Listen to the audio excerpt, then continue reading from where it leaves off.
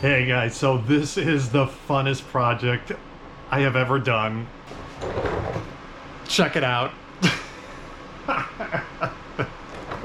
Completely lit up Tesla. I mean, this is insane. In this video, I'm going to show you all about the car, the final results. At the same time, I'm going to show you how you can do this yourself, all right? You want to create some kind of car that looks like it just came out of the movie Tron or something, I'm going to show you how to do it. What lights I used, where I bought them, how to attach them to the car, how to power them up and keep them powered, and all kinds of tips and tricks, all right? Everything that I learned by spending hours putting these on my car. And by the way, you don't need a Tesla to do this either, okay? Any car will do.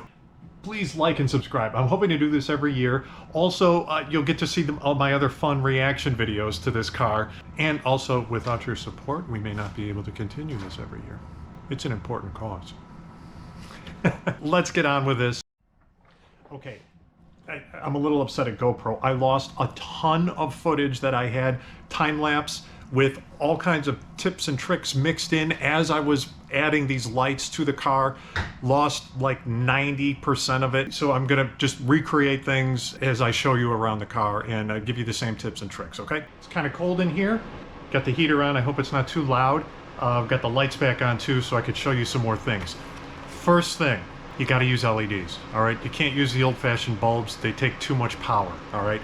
So what I used is I went to the store American Sale. I was gonna go with Amazon at first, but there was no time. I had to jump on this immediately, so I ran over to this store that I knew or I thought would have a lot of good lights in it. It's a huge Christmas store, and they did. They had some fantastic lights. So what I used for the roof is one set of these. All right, that's right. 1,500 lights on one roll. 111 feet. Again, LED. You have to get LED, all right? Don't even think about using any other kind of lights. If you use any other kind of lights, you're going to be really limited on the number of lights you can use. Oh, by the way, I use 5,500 LEDs here total, all right? We'll get into that in a minute. But anyway, so just for the entire roof, this is 1,500 lights, all right? 112 feet. And I'll show you, I'll get a little bit closer to that, just discussing what lights I use right now. One set. For other sets of these, I went with a multicolored, 1,000 lights each, okay? That's how we get to 5,500 total in 74 feet. Okay, so now that leads to another topic. Again, I use 5,500 LEDs, but what you have to decide is basically what your light density, let's call it light density, what that's going to be. Let me turn these lights off again in here. What I'm talking about basically when I say light density is how many lights you have per square foot, per square inch, whatever. And as you can see, I laid it on thick on the doors, on the sides anyway, all right, and up here on the roof.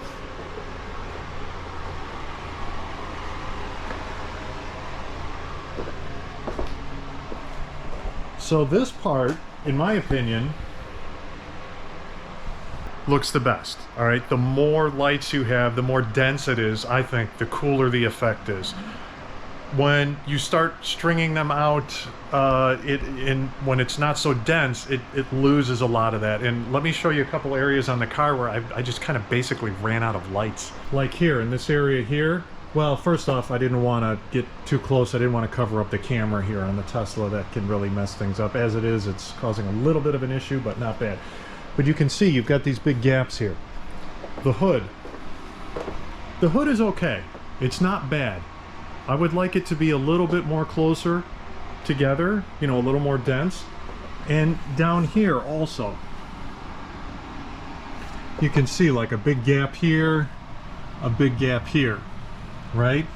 Then, as you get to the back of the car, this is where things really kind of... Yeah, I basically ran out of time, ran out of money. All right, that's all there is to it. I'll show you what it takes to put these lights on. It's a lot of time.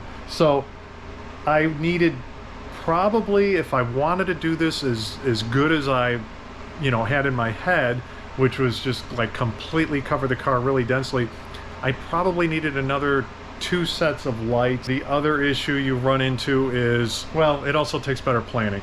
I could probably do it with 1 more set of lights, but then it has to be laid out and planned a lot better. Like, for example, if I wanted to cover up a little bit more of the hood in the front, yeah, I could probably get away with half a set of lights, but I can't run that same set of lights and get it all the way to the back of the car and cover that up too. So that's where you kind of run into this planning issue. So let me talk about that next. A big part of the density of these lights, as I call it, as you can see, one of the reasons why there are so many lights on this strand and they're so close together is because you've got multicolors and they switch between the colors. If this was just one color of lights, you know, just all green or all blue or whatever, they would probably be spaced further apart. Now, for what I want to do with this car, what I wanted to do was put as many lights as possible, show as many lights as possible, because that gives the coolest effect. That's why I really like these lights. They have a lot more lights per foot than really anything else that I saw out there. Really, you can't cheap out. You can't buy a cheap set of lights. These things have made it through you know, some rain, some snow, and they're probably going to hold up till next year. All right, that leads us into layout. Layout is going to affect a lot of things. First off, if you're trying to get away with only buying 3 sets, 4 sets, 5 sets, whatever your limit is on, really it's money and time. Whatever your limit is going to greatly affect your layout. It's going to greatly affect the look of how you want the car to be, right? So if you want the most, I think the coolest effect, in my opinion, the coolest effect is, again, bunching up tons of lights in every square inch of the car. You're going to need a lot more lights and you're going to need to lay it out super tight. Let me show you how difficult this becomes. Again, here, you know, these are laid out pretty tight. Here it gets a little more loose, and then, you know, down here it's very loose. But the issue is when you're laying out your lights, you're trying to figure out ahead of time, all right, I have you know, in the case of most of my sets of lights, it's 74 feet. Where's 74 feet going to get me? What you can do is measure top to bottom, and you know, let's say you measure, this isn't 3 feet, but let's say you measure about 3 feet or 2.5 feet, whatever. So at 3 feet, you're going to be able to get, you know, 25 lengths up and down. That can kind of give you a rough estimate as to how far across you're going to get. Now, at the end of the day, though, it kind of doesn't work. It gives you a good idea, but until you start laying the lights out, you're not really positive or how exactly it's going to lay out, how far you're going to get with that set of lights. Oh, a downside to these lights that I bought. You can't plug them in a serial fashion, so you can't just line one set up to the other. That is a major downside to these lights. The end of the light is the end of the light. It's not like a lot of those, a lot of sets where you can just plug the one into the other, you know, the head into the tail kind of a thing, whatever you want to call it. So that is a major downside. So all of my lights, most of them, and I'll get into this in a little bit, are coming from here. So 4 sets of lights have to originate from this spot. They don't have to end back here, but they originate from this spot. So if you want to run a set of lights to the back of the car, you have to run it down here, you know, run it all the way down here, across here, and then get back here. Okay, that's a major loss. You know, you lose about 10 or so feet just from getting it back there. So anyway, major downside. But this is some of the things that you have to think about when you start laying it out. So let me give you a tip on layout. So after you've kind of estimated where you think, you know, you want to start, and, you know, maybe you've done some measurements and have a rough idea of how far this is going to go, what I recommend is you do minimal taping to start with. And we'll get into taping in a minute. You run one out here, you tape at the bottom, tape at the top, tape at the bottom, tape at the top, you know, just minimal.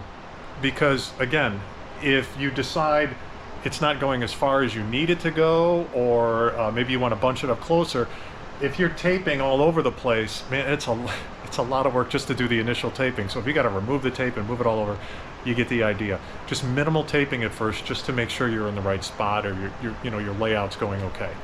Okay, let me talk more about layout. This is something that hopefully you get right away as you start laying out your lights, but obviously you're gonna wanna get in your door. You probably wanna be able to get in your trunk, and if you've got a rear hatch, you're probably gonna wanna get into that. Now, with the Tesla, I don't need to get into the front. I didn't worry about that. I didn't care about that. My layout, you know, you can see, just crosses right over here. You know, right over where it would open. Obviously, I can't open this up. For the doors, door handle, you know, for the Tesla anyway, you got to be able to get to that. You can see you can't cross these seams. All right, and you got to be careful. Like, you open the door up, like you can see here, as you're laying your lights out, you got to be careful, because if these get caught in the doors, like this one here, you know, some of these like here could get caught in there, and you're gonna, at minimum, you're gonna crack the light. Otherwise, you could chip your paint. You know, you could do some damage there. So that's the first thing you got to watch when you're laying out your lights, and you need to leave some slack, you know, between these seams. Then also, you know, when you're trying to run a light from, in this case, with the lights that I have, you want to run one from here all the way to the back. Well, then you got to run it down below the door and then come up here, you know, do this door, and then you got to come, if you have more of the lights up, then you have to come back down here, as you can see, and then come back here and, you know, run your pattern over here or whatever you're doing. When you're doing your layouts, you've got to watch this kind of stuff, you know, do some minimal taping, open doors, close doors, look at your door handles and stuff and see what's going on. And before you open and slam your doors, once everything is set, you know, do it very carefully. If you got to put more tape and lay things down so they don't get caught in the doors, please do it. Again, you don't want to bend sheet metal, you don't want to chip paint or anything like that. And then look here for the trunk. You know, this isn't here by accident. You need a lot of room here, right? You need a lot of slack. And same thing down here. You know, when you go to close this, you want to make sure nothing gets caught in there. You know, really check things out. Go slowly when your first time opening and closing doors. All right, let's talk tape. The best tape that I found was this 3M repair tape. It's clear, it's fairly thin, and it holds well. All right, it's got some, it's flexible, it can stretch. You know, most importantly is that it sticks well to the car. And I've hardly had any issue with any of the tape coming off. Let me get down into some of the areas now where you start to have a lot more issues. Are areas around the wheels here where things are dirty. As you can see, even though a bunch of this has come loose, there's still just a little bit hanging on. Down here too, you know, it's especially dirty down here. Now, I did add some more tape down here after it rained a couple times and this stuff got really wet, but nothing was falling off. See, you know, look at this. And there's not, you know, I didn't put a ton of tape down here. As you can see, you know, these are spread out pretty far. I do have a lot right here, but I usually did 2 tapes. You know, when I decided to go vertically. You can go horizontal. You can obviously do whatever you want, but I made sure to have like a couple pieces of tape at the top and a couple at the bottom. I think the top is kind of most important because if this falls, you know, the whole thing is going to come drooping down. But as you can see, I've got some distance between the tape. And is this a good or bad idea? I'm not sure. It worked. However, something that you might want to think about is this leaves room for it to wiggle and wobble and hopefully not fall down. Hopefully not fall off, but it's moving around a lot and it's probably not good for the finish of the car. You know, now that when I start really thinking about it. And sometimes you have this LED part here, which is kind of a squarish finish, so there's a little bit of an edge to it, and that might also affect the finish. Now, without cleaning the car off really, really well and inspecting it, I can't say that I've destroyed any of the finish on my car. However, this is one of the biggest. I've owned 3 black cars in my lifetime, and after every time I've owned one, I swore I would never own one again. It's been years and years since I had a black car. Anyway, black cars are the worst. Every little scrape and imperfection, something like this on a black car, you know, with it rubbing a little bit, you'd probably see it after you clean the car off. With this white car, or silver is probably my favorite, you don't see that kind of stuff. Anyway, just something to think about. But going back to this 3M repair, I don't know how many different lengths they sell of this. I would have gone through one whole complete roll of this. However, at first I tried the clear Gorilla Tape, and it's thicker. It didn't seem to stick any better, and there was actually less of it, a lot less of it on the roll. You're probably better off buying 2 rolls of this to start with. If you have one left over, bring it back. But definitely buy one roll. Also, it depends on how much tape you use. You know, if you're putting more tape on the car, you're gonna go through more tape. It's pretty simple. What was nice about doing the Tesla is, like the roof, for example, this is glass. So honestly, I didn't put that much tape on here. I mean, I thought the most important part of taping this was on the front edge, just because there's so much wind as you're driving. You know, if the front goes, it's gonna go take everything with it.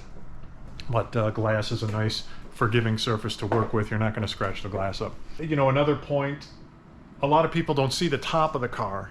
I know my neighbor Nick barely put anything on the roof of his car, and he then devoted those lights to the side and you know, front and back of his car.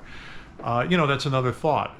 The best parts to put the lights on are really the sides and you know, the front surface areas, because that's what everybody really sees. As far as staying on, so I have gotten up to about 70 miles an hour on a pretty windy day and not had any issue. You know, nothing came off of the car. And again, it's been through some rain, it's been through a little bit of snow.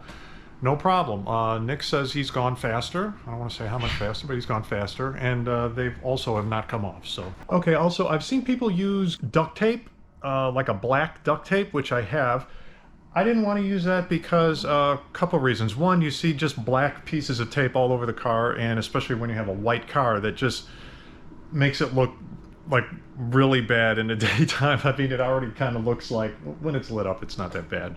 But as you can see, I mean, it looks like barbed wire or something during the day. And if I were to have black strips on there too, it would just really look bad. But not only that, duct tape will leave a bunch of residue. So I don't want to have to deal with that. So far, this 3M repair tape, I haven't seen any residue on any pieces that I've taken off so far, but we'll find out when I finally take everything off of the car. Blue painter's tape. I have seen people, a lot of people actually, on videos using blue painter's tape. I don't know, that tape is good for not leaving residue, although even those people say that after some time, after a decent amount of time, it will leave residue. Okay, so there's not only that, but that tape just doesn't seem that strong to me. Especially if you're in an area where it's going to rain or snow or something. I mean, I don't know. I didn't try it, and it just did not seem like, you know, it was even worth trying. So anyway, you know this works. I just wouldn't even mess with anything else. It's just not worth it. All right, I'm going to talk some taping tips. Taping was the biggest part of this job, okay? It's what took the most time and was just the most tedious. Half of taping is cutting off your pieces of tape. Now, I first started off with, you know, getting tape, snipping it. The downside of this tape is it doesn't tear very well. The Gorilla Clear tape actually tears really nice and easy. However, again, I think this stuff is a little better than the Gorilla tape, and you definitely get more for your money. But like this tape, okay, you can tear it, but you see what happened there? It just didn't tear straight across, and it's all stretched and kind of messed up. So, you know, you can tear it, but here's the other thing. Your fingers wear out just from putting the tape down on the car and holding the lights. I mean, you really wear out. Unless you're doing some kind of manual labor job your whole life, this stuff is not easy, okay? I spend most of my time at the keyboard, and keyboarding is not, you know, didn't prepare me for this. What was great about my lost time-lapse footage was how I progressively got better and better with the tape and more efficient. If I remember right, what I started doing was pulling a big, long strand of this tape. So I'm trying to remember exactly how I would do this, but I got really efficient at this, getting these tapes set up. I really wish I had my time-lapse footage, because I had some method. I was either pulling it from here and cutting it and putting it on, or I had some really, by the time I was done, I was really quick at it. Then I would bring this over to the car, wherever I was working, and literally I would fill this whole handle up with these pieces of tape. Anyway, I would bring this over to wherever I was working, and then I would just, I think I would pull off even, you know, like at least 3 or 4 or 5 at a time, and then use, you know, stick it on there, stick it on there, stick it on there. Anyway, that is like my #1 tip, all right? Because this process of taping is going to take you the most time. It is an insane amount of time, and it's just unbelievably tedious, all right? If you could find some child labor in your neighborhood or something like that, go for it. All right, another major pain in the butt with putting these lights on your car. If you use any kind of detailer, wax, ceramic, I don't know how ceramic coating would work, but I'm guessing it's not going to work well. Anyway, any kind of waxy, slippery coating you have on your car, which almost everybody does, you're going to have a problem with the tape sticking, all right? Even this 3M tape did not stick well before, because while I don't use ceramic coating or anything like that, I use a lot of these detailer type sprays, and it leaves a nice, clean, waxy, slippery coating on the car, and the tape wasn't sticking well to it. So I had to go back and wipe the entire car down with alcohol. Otherwise, you know, the tape might not stick as well. So it's a major bummer. Another tip, when you buy your lights, first thing you got to do, plug them in and test them. I mean, it's kind of a no-brainer. Use a normal outlet in your house that you know works. Plug them and test them. Actually, at the store, I was able to plug, okay, maybe a couple of them. I didn't open them all up in the store, but I opened a couple of them up in the store and actually tested them in the store. I didn't really want to test them. I just wanted to see how they looked. But yeah, test your lights first. Okay, I'm going to show you how I laid out the controls and how I plugged everything in inside the car here. It's pretty rigged up right now. It's not like some high-tech solution that's going to work for weeks and weeks, because really I'm only going to have this on for, I don't know, I'm probably going to pull off really soon, so we're talking about 3 weeks time total. So anyway, here's how I ran it. So all of these lights have like 8 different patterns on them. So I set up these control buttons here, which, you know, and then the plugs really just are, you know, I just got some of this extra wire running under the mat. And then I've just got a, you know, a basic power strip here with the 5 different sets of lights, and turn everything on with this. These control buttons are just here, and you know, they change the pattern of the lights. The issue that I have though is when I want them all synced up to the same pattern, I end up having to like hit these 3 lights at the same time, and then the other light, the 5th one, is over there, over on this side, because that light set really works on a little bit of that corner of the car, and then the rest of the side of that car, of the car over there. And then let me show you this. So this is the power inverter that talk about in another section. You know, that wire just leads into the cigarette lighter here. Anyway, with that wire there, you were still able to close this, which is nice. I just let this sit here. You know, you could bring it down there or anything, but I kind of wanted to keep an eye on it to make sure that it had ventilation here, and it was never being blocked. And yeah, this thing never overheated. So the output here is 0.36 amps, input 0.3 amps. So, you know, they use anywhere from 0.2 to 0.36 amps. So even at half an amp, even if we're talking half an amp, you're talking 2.5 amps here. That's really not bad at all. All right, so I had an issue with my other inverter in the car. It wouldn't really come on sometimes, so I bought this one. 150 watt power inverter. Now, pretty small, that's nice. And I like having the cord instead of the other inverter, which I'll show you in a minute. It's like the inverter has the plug on right on the edge of it there. So this one I can actually plug into the center console, run the cord outside, and then close the lid on it, which will be nice. And the other one I think is a 70 watt or 77 watt. And I think what happens is when I turn on all the lights, I think it maybe surges. The LED on it kind of starts blinking a little bit and all the lights go off. And I have to like unplug a light or two and then plug them back in, and it works. So I don't want to take any chances. I don't want them to burn out or anything. So I got this one. We'll see how it works. Also, the Tesla, I think it has a I heard it's 16 amps actually. So 16 times 12, actually full power on that would maybe be 180 watts, but they tell you even not to run that much wattage. And also when you're running something like this, an inverter, you have to keep in mind that it's not 100% efficient. So if you're getting, even if you're able to get a full 180 watts full time from your power outlet, by the time it converts through here and then goes into whatever you're doing, you're going to lose a few watts just by converting that power.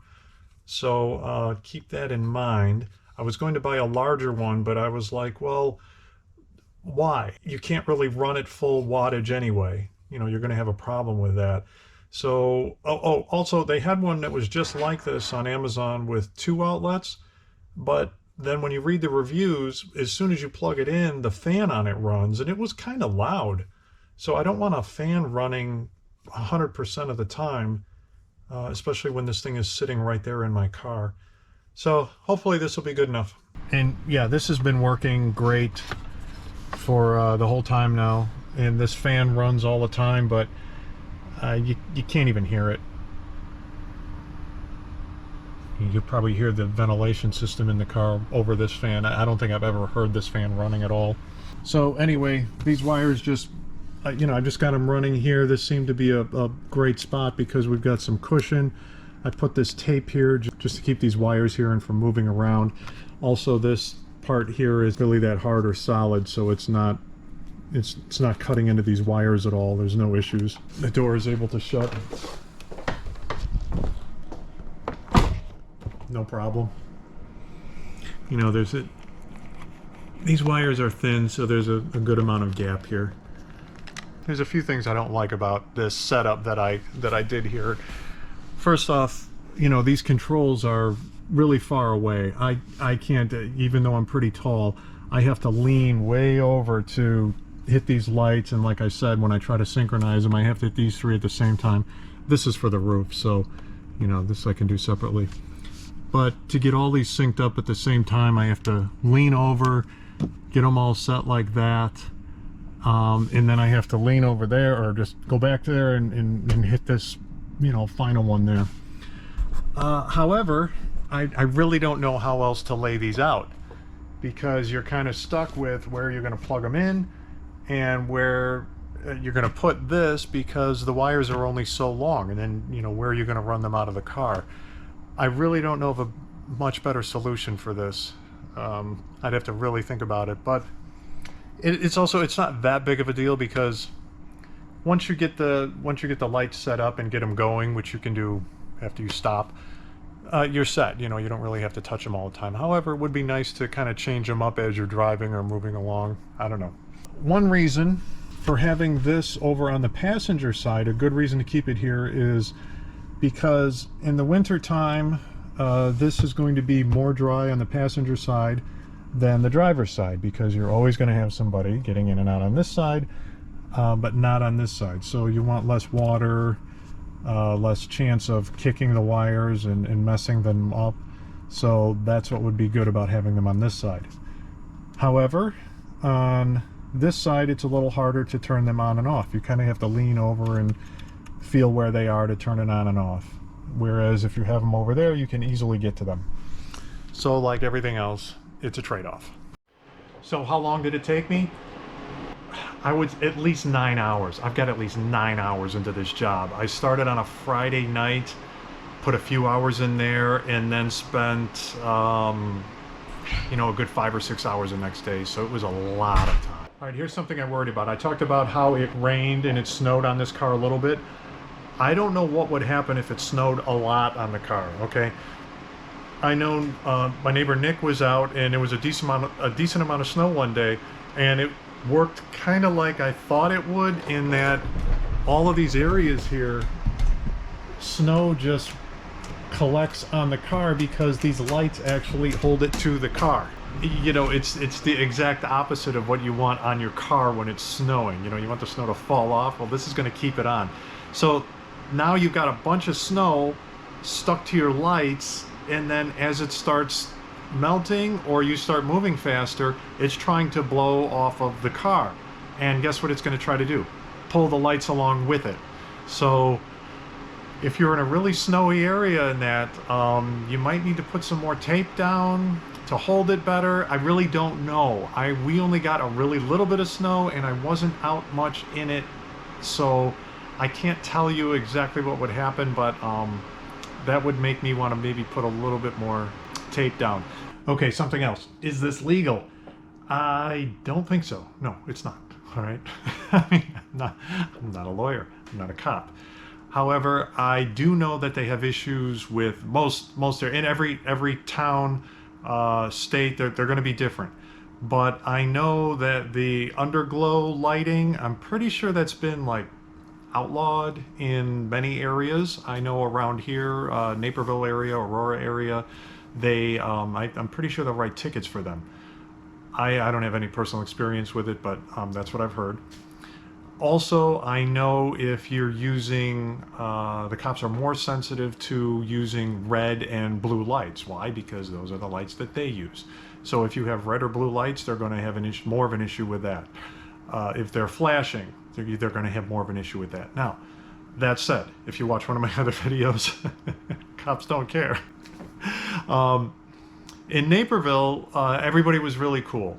We were just downtown. We weren't causing any major disruptions, so they didn't have an issue with us. However, you know, there were some other towns that I know Nick had an issue with.